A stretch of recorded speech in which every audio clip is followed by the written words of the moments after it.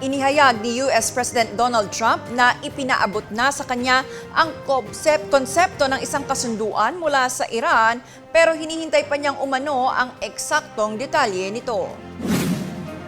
Ayon kay Trump, hindi pa tiyak kung tatanggapin ng Estados Unidos ang panukala at nagbabala siyang maaaring muling maglunsad ng pag-atake kung magkakamali ang Iran.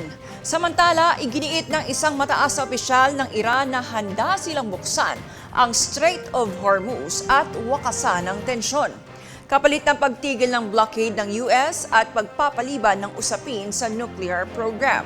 Dagdag pa ni Trump, bagamat mas nais niya ang diplomatikong solusyon na nanatiling opsyon ng aksyong militar kung kinakailangan.